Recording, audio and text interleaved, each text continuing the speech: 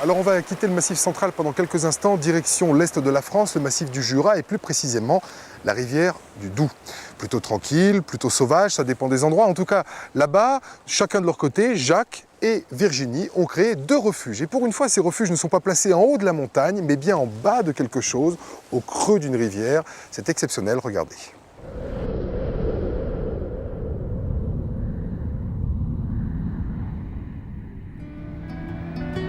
Généralement, pour rejoindre un refuge, on doit monter. Ici, dans les gorges du Doubs, on doit descendre. Que l'on arrive du côté suisse ou du côté français, il faut 30 minutes de marche pour rejoindre ce refuge particulier et son gardien forcément particulier.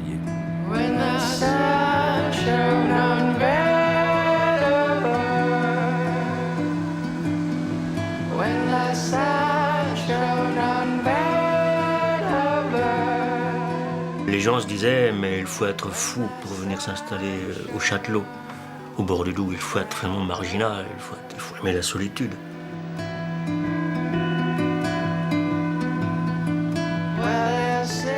J'aurais préféré d'abord être au-dessus d'une crête, avoir la vue, pouvoir voir venir les gens. Et en fait, maintenant, cette gorge, je l'ai acceptée. Elle fait partie de ma vie. J'aime bien en sortir, aller voir le soleil. C'est un bonheur pour moi, par exemple, d'aller faire des cures de gaz carbonique à Genève ou à Besançon. Mais cette oppression géographique ne m'embête pas, ce serait plutôt le contraire. Au bord d'une rivière, dans l'humidité, c'est presque une protection. Il y a quelque chose de très féminin, de protecteur.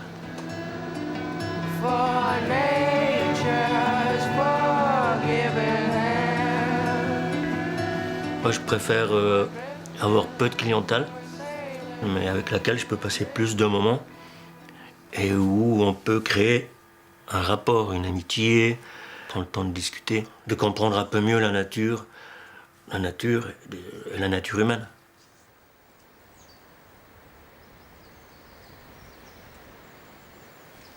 C'est exactement la même philosophie que dans les refuges de montagne. C'est considéré par la plupart des gens ici comme un refuge de montagne, alors que nous sommes qu'à 665 ou 6 mètres.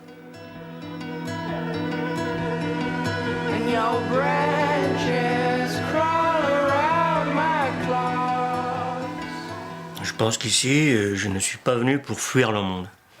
Le monde ne me faisait pas fuir. Je suis venu ici pour accueillir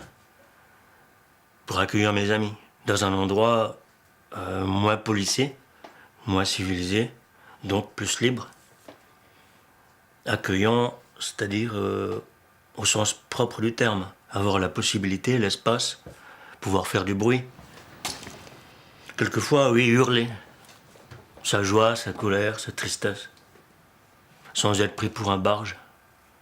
Quelquefois, j'entends les chamois, les oiseaux. Je vois pas pourquoi un être humain ne pourrait pas non plus s'exprimer avec le cri.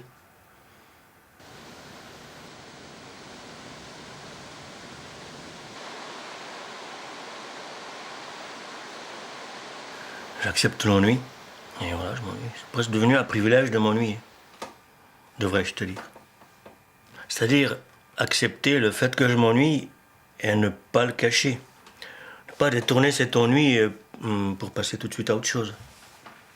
Bon, quelquefois en hiver, pendant 2 semaines, je vois personne. Ça m'arrive de monter en ville, parce que ouais, l'ennui est trop fort. Quelquefois, l'ennui est trop fort. L'ennui, Jacques l'aura peut-être moins quand Virginie, une amie, sera installée sur les bords du Doubs pour devenir sa nouvelle voisine, sa plus proche voisine, à 2 heures de marche en aval.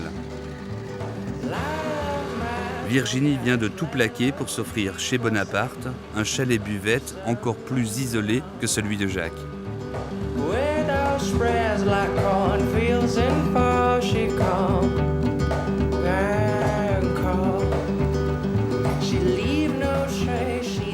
Pendant 25 ans, j'étais secrétaire dans les bureaux. Je m'occupais de l'administration. En fait, j'étais en train de crever dans les bureaux. Et l'idée de l'auberge, en fait, c'est un retour à l'essentiel. C'est un changement de vie, 180 degrés. Puis c'est aussi une expérience que je vais pouvoir vivre seule. C'est moi qui vais créer le truc. Pour ça, je cherchais un petit lieu, petit, chalet, petit, où je fasse tout. Étonnamment, pour moi, c'est ouvert. C'est vraiment ouvert. D'ailleurs, tu vois là, tu vois ce V comme ça. Pour moi, c'est vraiment une ouverture. Sinon, c'est la nature, quoi. C'est sauvage. C'est pas trafiqué. C'est la nature. Pure.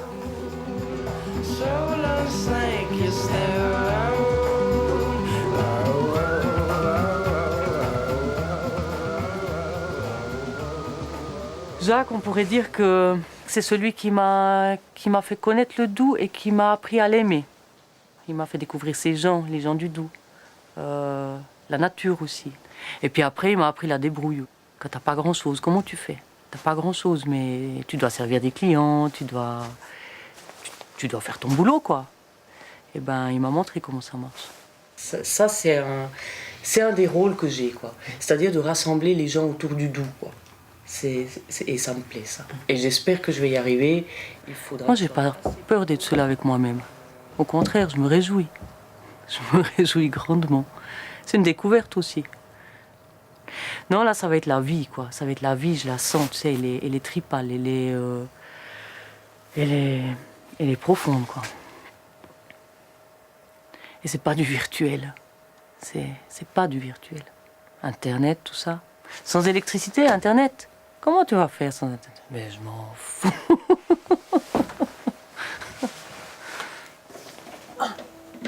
Et voilà. Rue du Doubs. Regarde, rue du Doubs. Ça va être bien plus qu'une buvette, ouais. Pour moi, en tout cas, ouais. Bistrot Bonaparte. Ouais, c'est une expérience de vie. C'est en tout cas un passage de vie, ça c'est sûr.